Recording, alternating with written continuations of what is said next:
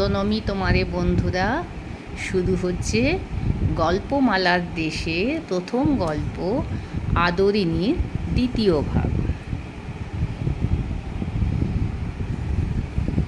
প্রতি রবিবার অপরাহ্নকালে পাড়ার যুবক বৃদ্ধগণ মোক্তার মহাশয়ের বৈঠকখানায় সমবেত হইয়া তাস পাশা খেলিয়া থাকেন। অদ্য সেইরূপ অনেকে আগমন করিয়াছেন। পূর্বোক্ত ডাক্তারবাবু এবং উকিলবাবুও আছেন। হাতিকে বাঁধিবার জন্য বাগানে খানিকটা স্থান পরিষ্কৃত করা হইতেছে। হাতি রাত্রে খাইবে বলিয়া বড় বড় পাতা শুদ্ধ কয়েকটা কলা গাছ ও অন্যান্য বৃক্ষের ডাল কাটাইয়া রাখা হইতেছে।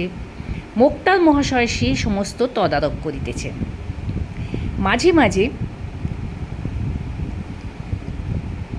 বৈঠকখানায় আসিয়া কোনো ব্রাহ্মণের হাত হইতে হুকাটি লইয়া দাঁড়াইয়া দাঁড়াইয়া দুই চারি টান দিয়া আবার বাহির হইয়া যাইতেছে। সন্ধ্যার কিছু পূর্বে জয়রাম বৈঠকখানায় বসিয়া পাশা খেলা দেখিতেছিল। এমন সময় সেই পত্রবাহক ভৃত্য ফিরিয়া আসিয়া বলিল, হাতি পাওয়া গেল না। কুঞ্জবাবু নিরাশ হইয়া বলিয়া উঠিলেন, পাওয়া গেল না? নগেন্দ্রবাবু বলিলেন, তাই তো, সবই মাটি। মোক্তার মহাশয় বললেন, কেন রে, হাতি পাওয়া গেল না কেন? চিঠির জবাব এনেছিস? ভৃত্য বলিল, আজ্ঞে না। দেওয়ানজিকে গিয়ে চিঠি দিলাম, তিনি চিঠি নিয়ে মহারাজের কাছে গেলেন। খানিক বাদে ফিরে এসে বললেন, বিয়ের নেমন্তন্ন হয়েছে, তার জন্য হাতি কেন, গরুর গাড়িতে আসতে বলো। এই কথা শুনিবা মাত্র জয়রাম ক্ষোভে লজ্জায় রোষে যেন একেবারে ক্ষিপ্তপ্রায় হইয়া উঠিলেন।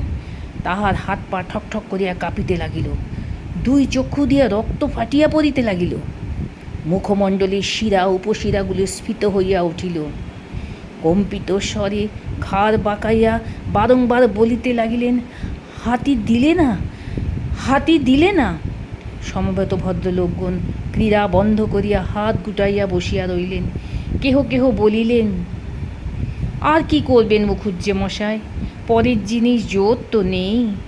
একখানা ভালো দেখে গরুর গাড়ি ভাড়া করে নিয়ে রাত্রি 10টা-11টার সময় বেরিয়ে পড়ুন, ঠিক সময়ে পৌঁছে যাবেন। ওই ইমামউদ্দিন শেখ একজোড়া নতুন বলদ কিনেছে, খুব দ্রুত যায়। জয়রাম বক্তার দিকে দৃষ্টিমাত্র না করিয়া বলিলেন, না, গরুর গাড়িতে চড়ে আমি যাব না। যদি হাতি চড়ে যেতে পারি তবেই যাব, নইলে এ বিবাহে আমার যাওয়াই হবে না। শহর হইতে 3 ক্রোশের মধ্যে 2-3 জন জমিদারের হস্তি ছিল। সেই রাত্রেই জয়রাম তৎ স্থানে লোক পাঠাইয়া দিলেন, যদি কেহ হস্তি বিক্রয় করে তবে কিনিবেন। রাত্রি 2 প্রহরের সময় একজন ফিরিয়া আসিয়া বলিল, বীরপুরের উমাচরণ লাহিড়ীর একটি মাদি হাতি আছে, এখনও বাচ্চা, বিক্রি করবে, কিন্তু বিস্তর দাম চাই যে। কত? 2000 টাকা। খুব বাচ্চা? না, সওয়ারই নিতে পারবে, কুছ পরোয়া নেই। তাই কিনব, এখনই তুমি যাও, কাল সকালে যেন হাতি আসে। লাহিড়ী মশাইকে আমার নমস্কার জানিয়ে বলো, হাতির সঙ্গে যেন কোনো বিশ্বাসী কর্মচারী পাঠিয়ে দেন, হাতি দিয়ে টাকা নিয়ে যাবে। পরদিন বেলা 7টার সময় হস্তিনী আসিল, তাহার নাম আদরিনী। লাহিড়ী মহাশয়ের কর্মচারী রীতিমতো স্ট্যাম্প কাগজে রসিদ লিখিয়া 2000 টাকা লইয়া প্রস্থান করিলেন। বাড়িতে হাতি আসিবা মাত্র পাড়ার তাবৎ বালক বালিকা আসিয়া বৈঠকখানার উঠানে ভিড় করিয়া দাঁড়াইল। 2-1 অশিষ্ট বালক সুর করিয়া বলিতে লাগিল, হাতি তোর গোদা পায়ের নাতি। বাড়ির বালকেরা ইহাতে অত্যন্ত ক্রুদ্ধ হইয়া উঠিল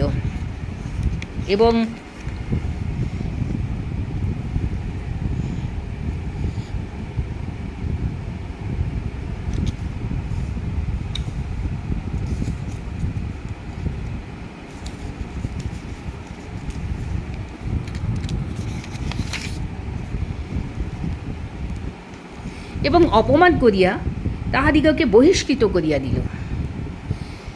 নিকটে হস্তিনী গিয়া অন্তঃপুর দ্বারের নিকট দাঁড়াইল। মুখুজ্জে মহাশয় বিপত্নী।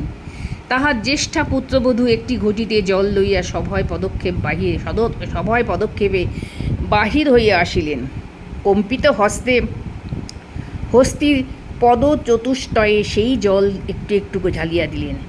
মাহুতের ইঙ্গিতানুসারে আদিদিনী তখন জানু পাতিয়া বসিল। বরবধূ তৈল ও সিন্দুর তাহার ললাট রাঙা করিয়া দিলেন। ঘন ঘন শঙ্খধ্বনি হইতে লাগিল। আবার দাঁড়াইয়া উঠিলে একটা ধামায় ভরিয়া আলো চাল, কলা ও অন্যান্য মঙ্গলদ্রব্য তাহার সম্মুখে রক্ষিত হইল।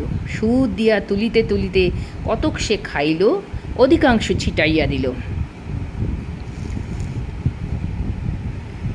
এইরূপে বরণ সম্পন্ন হইলে রাজহস্তির জন্য সংগৃহীত সেই কদলীকাণ্ড ও বৃক্ষশাখা আদরিণী ভোজন করিতে লাগিল। নিমন্ত্রণ রক্ষা করিয়া পীরগঞ্জ হইতে ফিরিবার পরদিন বিকালেই মহারাজ নরেশচন্দ্রের সহিত মুখোপাধ্যায় মহাশয় সাক্ষাৎ করিতে গেলেন। বলা বাহুল্য, হস্তিপৃষ্ঠে আরোহণ করিয়াই গেলেন। মহারাজের দ্বিতল বৈঠকখানার নিম্নে বিস্তৃত প্রাঙ্গণ, প্রাঙ্গণের অপর প্রান্তে হস্তির প্রবেশের সিংহদ্বার। বৈঠকখানায় বসিয়া সমস্ত প্রাঙ্গণ ও সিংহদ্বারের বাহিরেও অনেক দূর অবধি মহারাজের দৃষ্টিগোচর হইয়া থাকে। মহারাজ সমীপে উপনীত হইলে মুখোপাধ্যায় মহাশয় তাহাকে আশীর্বাদ করিয়া আসন গ্রহণ করিলেন। মোকদ্দমা বিষয় সংক্রান্ত 2-4টি কথার পর মহারাজ জিজ্ঞাসা করিলেন, মুখুজ্জে মশাই, ওই হাতিটি কার? মুখুজ্জে মশাই বিনীতভাবে বলিলেন, আজ্ঞে হুজুর বাহাদুরেরই হাতি। মহারাজ বিস্মিত হইয়া বলিলেন, আমার হাতি? কই, ও হাতি তো আমি কোনোদিন দেখিনি। কোথা থেকে এলো? আজ্ঞে বীরপুরের উমাচরণ লাহিড়ির কাছ থেকে কিনেছি। অধিকতর বিস্মিত হইয়া রাজা বলিলেন, আপনি কিনেছেন? আজ্ঞে হ্যাঁ। তবে বললেন আমার হাতি? বিনয় কিংবা শ্লেষসূচক ঠিক বোঝা গেল না। একটু মৃদু হাসিয়া জয়রাম বলিলেন, যখন হুজুর বাহাদুরের দ্বারাই প্রতিপালন হচ্ছি, আমি যখন আপনার, তখন ও হাতি আপনার বই আর কার? সন্ধ্যার পর গৃহে ফিরিয়া বৈঠকখানায় বসিয়া সমবেত বন্ধুমণ্ডলীর নিকট মুখোপাধ্যায় এই কাহিনী সবিস্তারে বিবৃত করিলেন। হৃদয় হইতে সমস্ত ক্ষোভ ও লজ্জা আজ তাহার মুছিয়া গেল। কয়েকদিন পরে আজ তাহার সুনিদ্রা হইল।